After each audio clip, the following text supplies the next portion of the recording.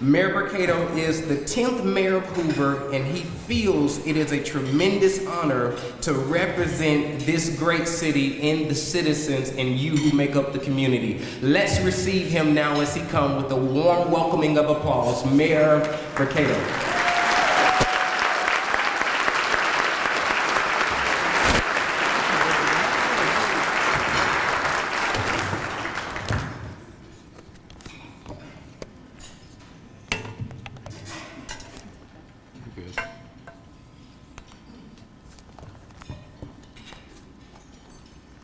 Well, thank you. I don't know about y'all, but when I drove up, there was a hearse outside. And I thought, man, what's this hearse doing out here? But I found out that they had a funeral directors meeting here yesterday, so it doesn't mean anything. Well, I do appreciate everyone coming out today. There are all kind of little gadgets here that I'm going to knock over before it's over with. But it's good to see everyone this morning, almost this afternoon now. Thank you so much for coming out. And certainly thank you to Am First, Chris. That was a not very sweet introduction. Thank you. And to Tony and all the members of the chamber, I appreciate just the tremendous work that you all do. And we had to do some things, some arrangements here just to be here today, and I'm grateful that they were able to do that. You know, we've got some tremendous city employees in Hoover. We're fortunate to have these individuals that really work very, very hard each and every day to make sure that Hoover's mission is accomplished. I'd like for our city employees, if they would, just to stand, and let's give them a round of applause if we could.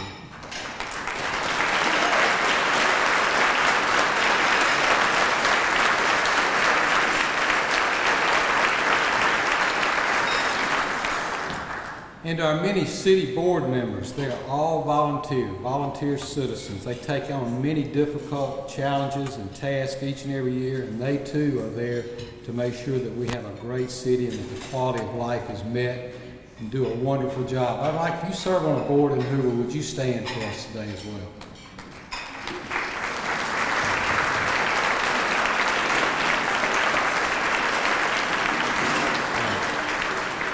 Thank you. You know, our city's growing rapidly, and we're faced with great opportunities, and really oftentimes we have some challenges. That's all right. And I'm so grateful for the teamwork, the dedication, the commitment from our city council. Of course, we introduced them earlier, but it's really, you know, John and I were talking, John, our city council president, and you know, we have a commitment to not say the mayor, not say the council, but say us. We're working as a team, and I believe that means that we're going to move forward much more rapidly in just a great way. So I thank you for your leadership on that, John, as well. And our city administrator, Alan Rice. Alan's here, does a fantastic job. We appreciate all of his efforts and just all the things that he does each and every day. And finally, to my wife, Frances, 52 years. We want to make sure we get that correct. She's just a wonderful supporter, my confidant, just a great first lady, and my children, my brothers, my sisters, and I have my daughter-in-law here, and I just appreciate everything that they do and all the things that they help me with each and every day. I'm grateful for them. Thank you very much. So as I share with you today, I'd like to focus on several areas that I believe are very important to the city, and it's very important to our success, and that's public safety, our quality of life, economic development drivers, the financial climate of the city, and our schools.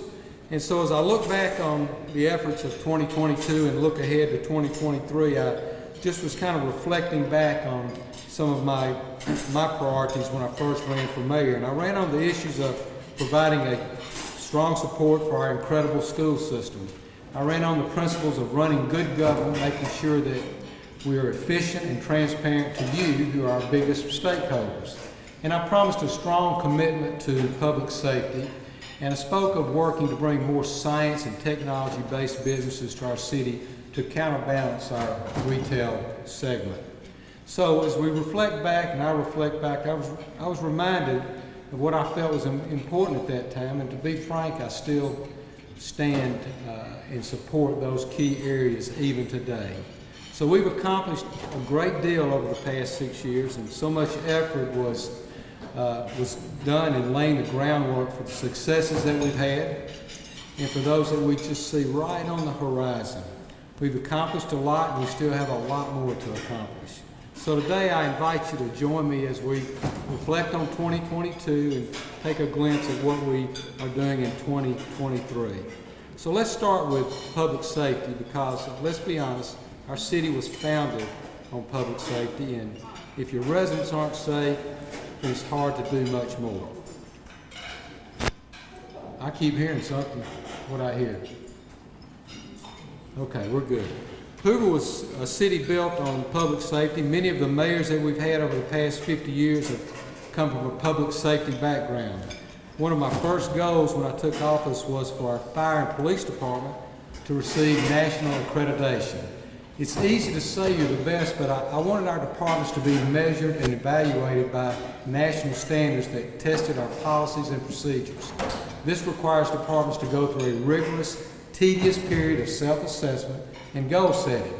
Once we had gone through this intense process and were awarded this national accreditation, then we could really say we are the best among the best. After about 3 years of intense evaluation, our fire department reached that goal in 2021. Along with being accredited, the Hoover Fire Department continues to stand out as a leading department in our state, and in November, once again, they received the ISO Class 1 rating. The ISO rating proves that you are the best among the best. And we continue to invest in our fire department and our fleet. We've purchased many ladder trucks before, several over the past 50 years. But these trucks will be unlike any we've seen in the past. That's because they'll exhibit school pride. One truck will be painted Spain Park Blue and will be stationed at Fire Station number 7, and the other is painted Hoover High Orange and will be stationed at Fire Station 11 next to the Hoover Met. We know that these trucks will be a rallying point for schools and community pride all across the city, so we're very excited about having these added to our city.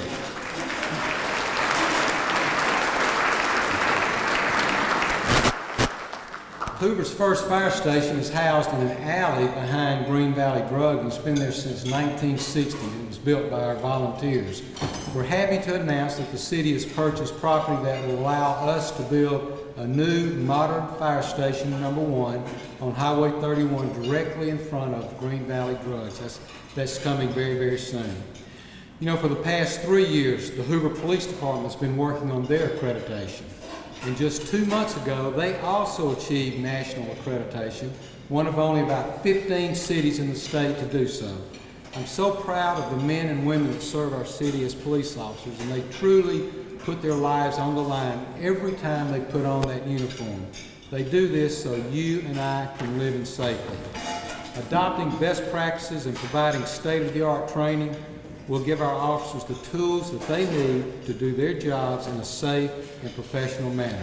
I'd like our police chief and fire chief, if they would stand up and round of applause. Chief Bentley, Chief Douglas.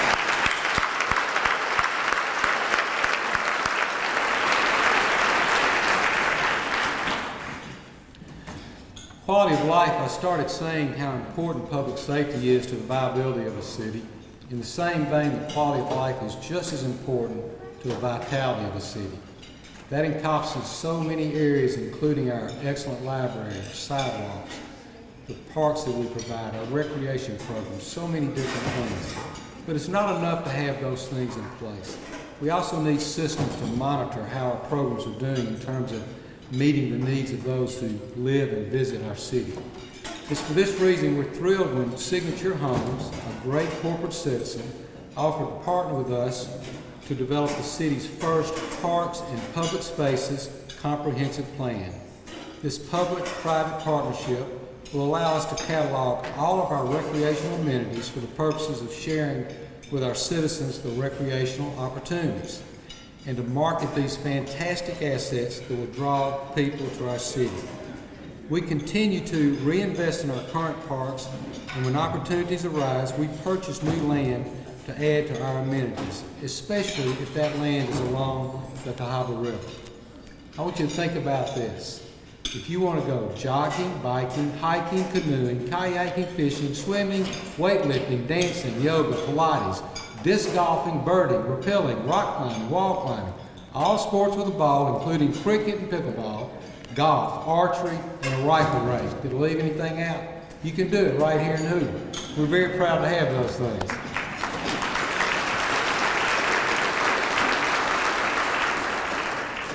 The Hoover Met Complex has really become a very shining star in Alabama, in the Southeast and the United States. More than 82,000 community members use the Met's recreational facilities in their courts. More than 375,000 participants and athletes visited the Met Complex last year. Our city's investment in the Hoover Met continues to pay dividends. The total economic impact for that facility for fiscal year 22 was more than $55 million, and it generated almost 70,000 hotel room nights throughout the region. And we fully expect to go up even more as we continue to host the SEC Baseball Championship and prepare to host the Move United sporting events in 2023 and 24. We should all be proud that Hoover was selected from several cities that applied to host this National Sports Championship event for athletes with physical, visual, and/or intellectual disabilities. Also in 2023, we will complete the installation of a pickleball court at Veterans Park. I believe there are eight courts on that facility. We'll join with the school system on a $9 million project that will add artificial turf to the city's ballparks, as well as the baseball and softball fields at our 2 high schools. We'll finish building out our Bluff Park pavilion. We'll start renovations at Russet Woods Park. We'll give the vestibule at Hoover Senior Center a facelift that will also provide an extra layer of security for guests and for employees. And lastly, we're very excited about the Fleming Park. This is the first phase of a 130-acre park that will run along the Harbor River. Fleming Park itself will be about 43 acres and will include a pavilion, outdoor educational spaces, and more amenities. The land is being donated by Signature Homes, and again, we are thankful for their generosity to our community.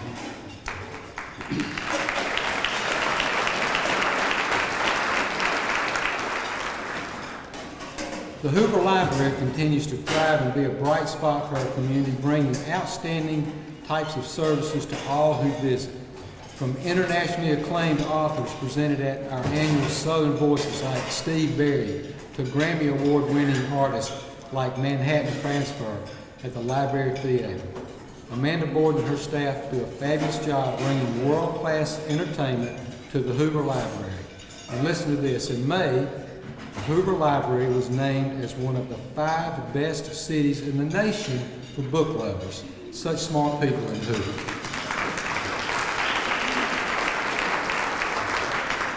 And when it comes to economic development, the Birmingham Business Journal just featured Hoover in a cover story article calling our city the metro area's next boom town.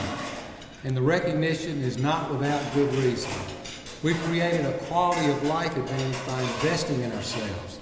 Our city council has a proven track record of fiscal responsibility that strives to be business friendly. And when you talk to businesses about where they want to locate, they're looking for a predictable business climate and a place where they can attract workers. Hoover provides both. Every day, our economic development team, headed by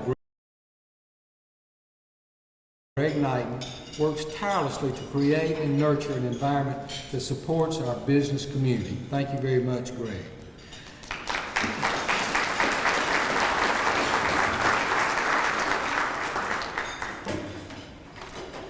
Our Building Services Department issued more than 6,000 permits with a value of work of almost $600 million. 317 new home permits were issued, and the value of those homes was over $195 million. We recently created a Commercial Development Authority, or a CDA, and a Downtown Redevelopment Authority. Both of these authorities complement the work of our Industrial Development Board, and they help plot the course for the city's future. City staff, along with our CDA and our IDB, are partnering to position the Highway 280 corridor as a mixed-use Technology Innovation District. The DRA is working to establish architectural guidelines to create a more cohesive look for what we imagine to be downtown Hoover. We're working with Patton Creek ownership to create a town square atmosphere, complete with a new Center for the Arts. The center will provide opportunities to celebrate and enjoy the arts in the center of our city. Technology is on fire. We continue to see growth from many of our technology and life sciences employers. In fact, the Birmingham Business Journal included 8 Hoover companies on the list of the 30 fastest growing companies for 2022. Several of those were STEM businesses. We kicked off 2022 with a strong announcement from Lake Home Realty and its sister company, Real Source, which are headquartered in Meadowbrook in the Meadowbrook Business Park. The team will create 400 new jobs, knowledge-based jobs, for residents in Hoover and the surrounding area.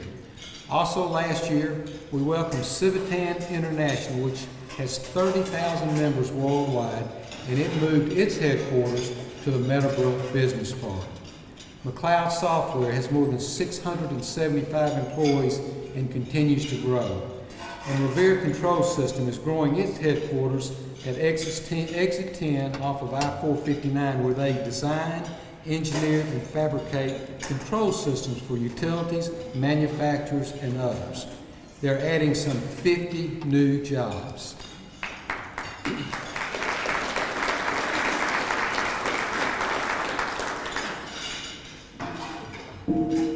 River Chase continues to see growth in our life science sectors. BioHorizons, one of the largest suppliers of dental implants in the world, continues to grow and add employees through a recent expansion.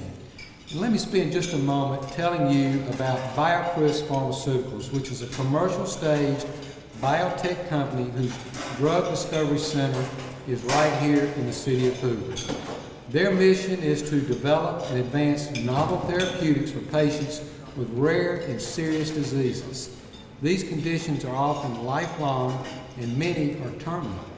Moreover, approximately 2/3 of those affected with rare diseases are children.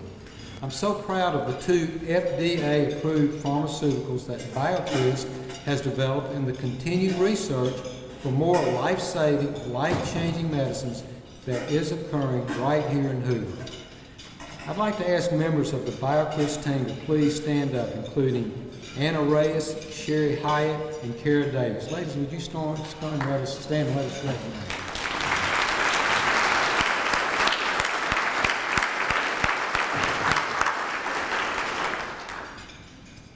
A little further to the east of BioCryst is the National Computer Forensic Institute. This facility is run by the United States Secret Service, and it's the only training facility of its kind in the United States. The NCFI opened its doors in 2008 and provides the nation's premier law enforcement training on cyber and electronic crimes.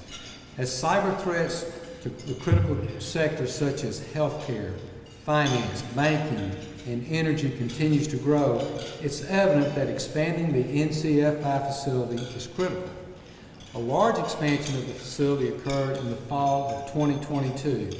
In 23, we will begin a multi-year $23 million expansion that will allow the center to increase their student population from 4,500 per year to nearly 10,000 students per year. This expansion will allow other federal agencies to partner with the Secret Service and train right here at that facility. Students travel from all over the world for this training, and they stay in Hoover from 5 days to 5 weeks. The NCFI has been an important economic contributor to the area and the state, providing roughly $6.5 million of economic impact.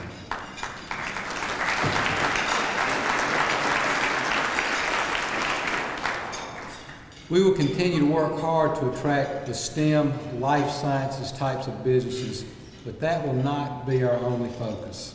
Retail is alive and well in the city of Hoover, Alabama. Hoover continues to be the retail destination in our state. For example, over 1,000 new business licenses were issued in 2022, which is a testament to the economic vitality of Hoover. Many new restaurants opened. Retail and service-oriented businesses also found their home in Hoover, from small mom-and-pop stores to upscale furniture stores, personal service businesses, doctors, dentists, and a host of other quality businesses. And just next door to the Hoover Met is the new Brock's Gap Brewery, which opened in March of 22, and it's our first city brewery. In the fall of 22, ground was broken on the Village Green at Stadium Trace Village Amphitheater. The design is driven by the mission to create a thriving hub for the arts and culture within the already vibrant commercial development at Stadium Trace Village. At the River Chase Galleria, it continues to be a shining star and it's visited by millions of people each year. New businesses have opened in and around the Galleria, and there's a new 126-room hotel under construction. There are 2 empty boxes here that everybody's always worried about, Belks and Sears. Well, I'm happy to announce that they are in the final stages of leasing those entire box stores. That's a big story for River Chase Galleria. And let me go on and say that sales per square foot at the Galleria are the highest they've been in 7 years. Congratulations to the River Chase Galleria. And along the US 280 corridor, Signature Homes and Terra Equities, they've partnered on a 15-acre development that will consist of 120 townhomes and 30,000 square feet of commercial development. And along the Highway 150 corridor, the Everly development, it's a new community being built by Signature Homes and various partners. This is an 830-acre mixed-use development that will include over 2,000 homes and various types of homes and over 100,000 square feet of commercial development. Our financial climate. I'm happy to say that the City of Hoover is in a very, very strong financial position currently. Actually, we're in the strongest financial position we've ever been in our history.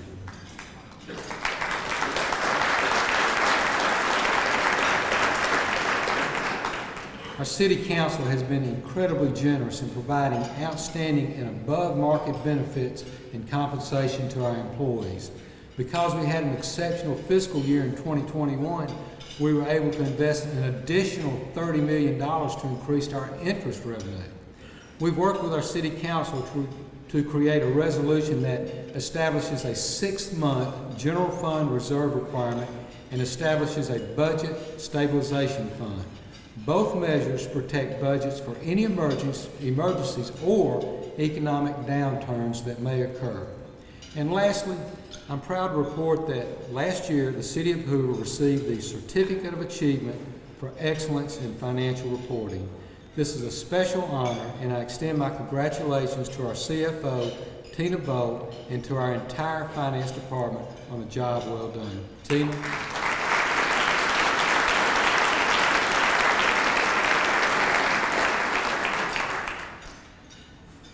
Before I close, just a little quick story.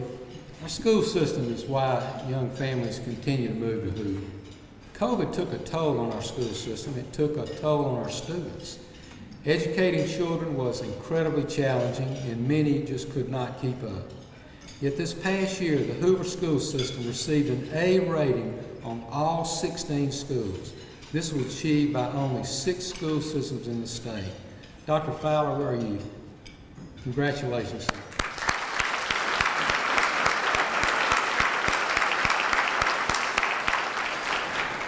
I'm in our schools often during the year, and I make a point to visit every principal each year.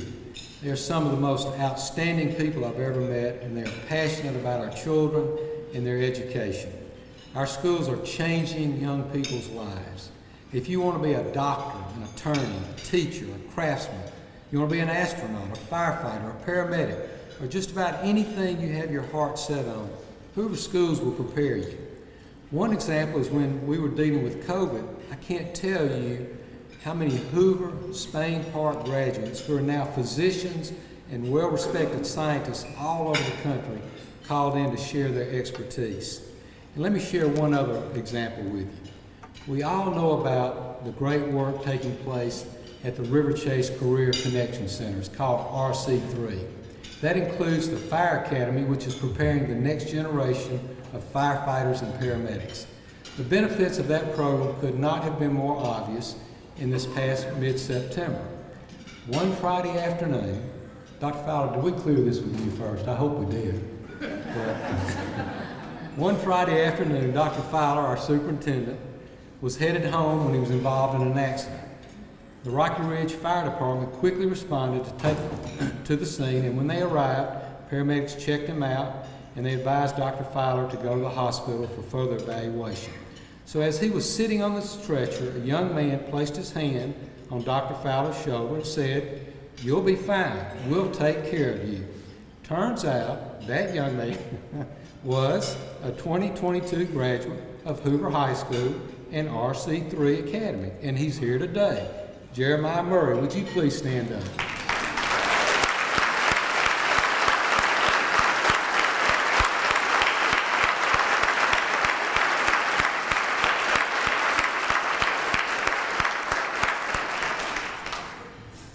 Before we close, the staff of the Wynfrey, the wait staff, they do an incredible job. They've all kind of shuffled back in here, but would you take a moment to thank them as they leave? But let's give them a round of applause as well.